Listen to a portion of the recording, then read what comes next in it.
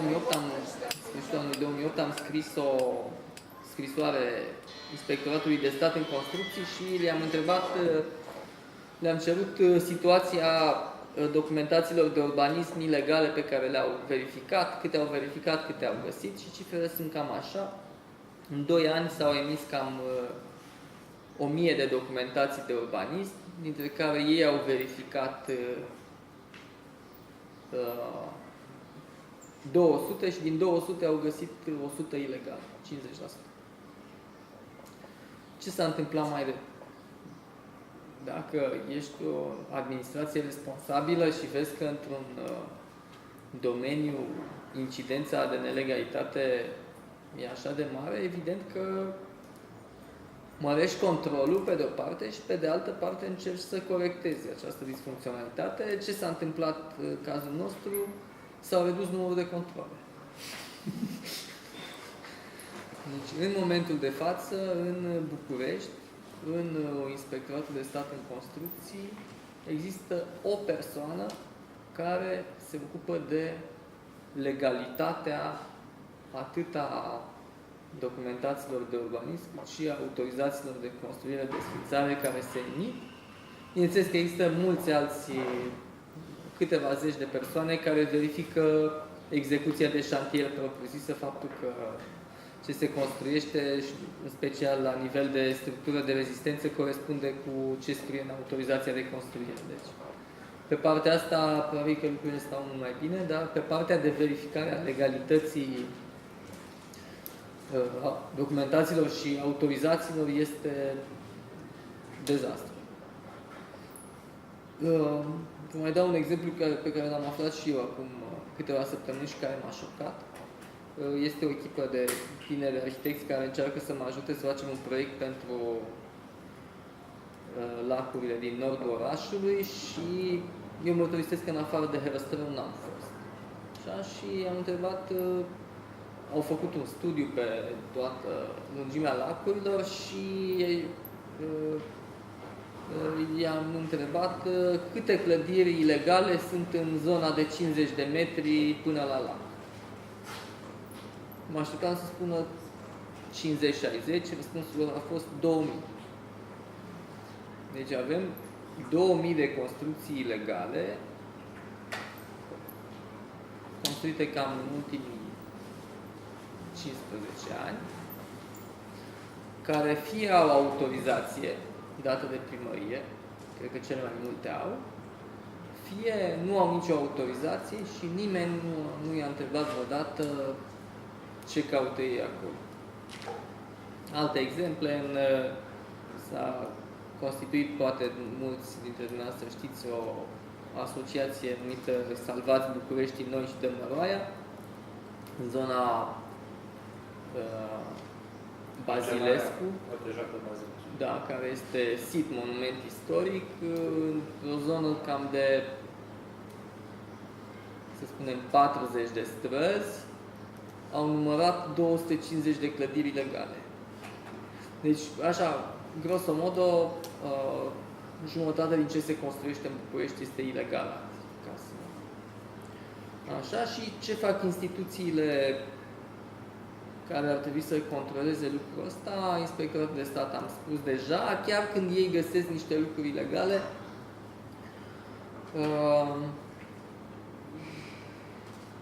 ei nu dau în judecată,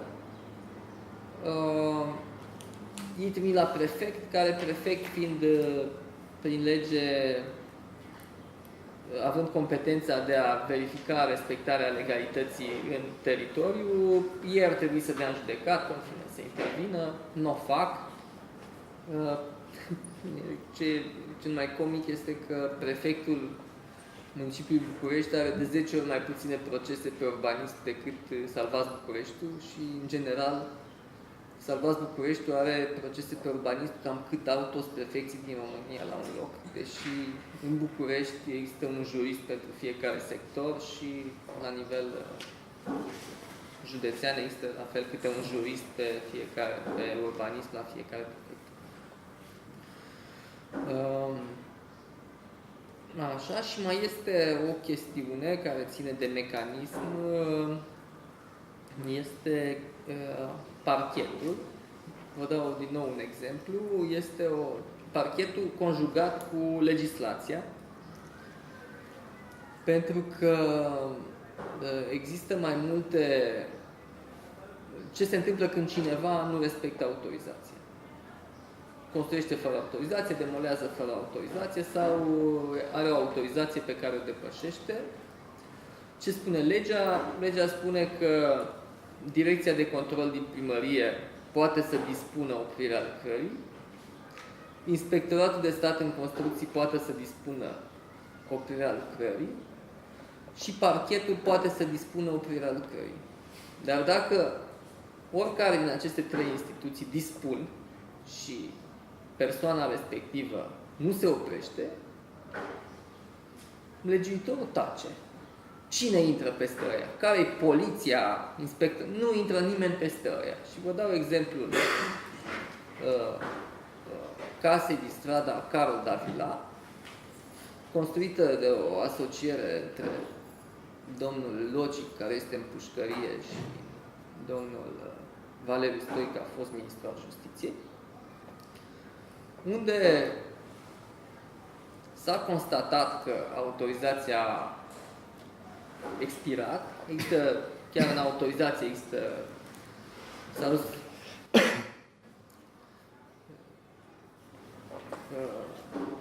credem, domnul Locic cu un puz, a luat puzul din primărie, pentru că primăria generală nu comunică cu primăriile de sector și atunci s-a dus investitorul cu un puz pe care l-a luat din primărie și cu pixul a mai pus un pod locuibil și l-a depus la sectorul 5. În felul ăsta i s-a dat o autorizație cu un pod locuibil de 2 etaje.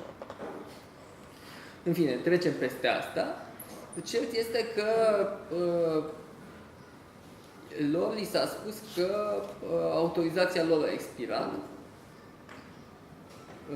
Primăria Municipiului București, încă din ianuarie, la solicitările vecinilor, a răspuns: da, am fost pe șantier și am dispus oprirea lucrărilor și am anunțat parchetul, pentru că continuarea lucrărilor după ce s-a spus că oprești e infracțiune.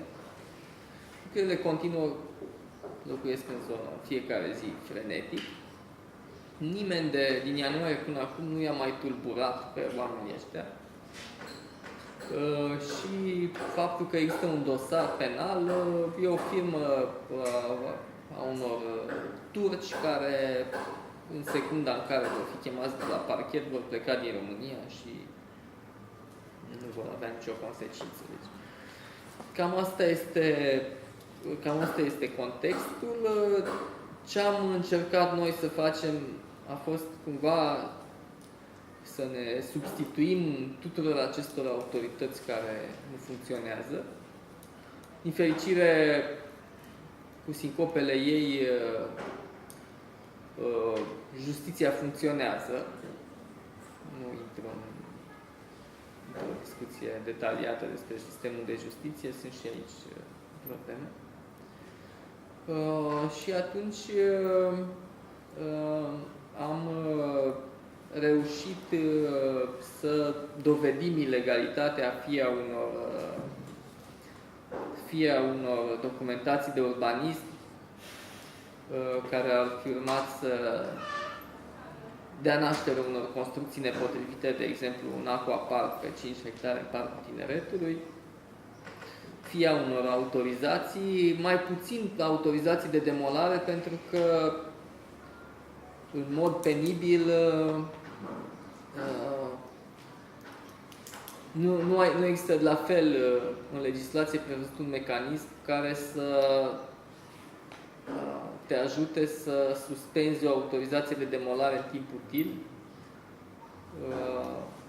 Dacă autorizația dacă beneficiarul știe că autorizația lui are probleme, o execută din ziua în care ea este emisă. Am încercat în ultimii 2 ani să atacăm avizul Ministerului Culturii, care este înainte de autorizație, și nu avem încă un caz în care să fi reușit. Am primit de mai multe ori răspuns de la instanță, atacați autorizația, deși noi venisem cu exemple în care dovedeam că să atace autorizația nu merge. Ce vrem să facem și, de fapt, ăsta este, dacă nu se întâmpla proiectul Berzei Buzești, care ne-a consumat toată energia vreo 2 ani, asta urma să facem în 2010-2011, acum o să o facem în 2014-2015, asta e. În primul rând, o să avem un site în care o să urmărim circuitul actelor administrative. Deci, din momentul în care se cere emiterea unei documentații de urbanism, toate fazele de dezbatere publică pe care documentația le presupune, planul urbanistic, avizul Ministerului Culturii, avizul de mediu pentru planul urbanistic, avizul de mediu, avizul de cultură pentru autorizație. Deci o să încercăm prin scrisori săptămânale pe care le vom face către toate autoritățile astea, care în mod normal ar trebui să pună ele pe site-ul lor toate informațiile astea, să le obligăm să ni le dea și o să le punem noi într-o manieră sistematică, pentru ca să avem o imagine de ce se va construi în București. Ăsta este un proiect și un al doilea proiect este să învățăm alte ONG-uri să dea în judecată autoritățile. O să fie, începând din toamnă, o să fie și un ghid pe care o să-l scriem și o să fie și 3 traininguri în București, Iași și Cluj-Napoca, în care timp de 2 zile în fiecare dintre ele o să învățăm lumea ce e codul de procedură, ce e legea contenciosului, în ce instanță să mergi, ce taxe de timpul să plătești, ce pățești dacă pierzi, ce să spui, ce e o excepție, cum se răspunde la excepție, ce e o întâmpinare, toate lucrurile astea care sunt de fapt relativ simple pentru oricine a făcut o facultate. E doar un limbaj pe care trebuie să-l înveți și cu toate astea, deci în aceeași relație de putere la care m-am referit la începutul expunerii, nu am o mare așteptare la un reveniment al presei în anii următori și atunci singura soluție, dacă nu câștigăm primăria în 2016, este să mărim numărul de oameni care dau instituțiile în judecată pentru a echilibra această balanță. Altfel, vom fi în situația de a ne întâlni tot timpul între noi și a fi ignorați de autoritate.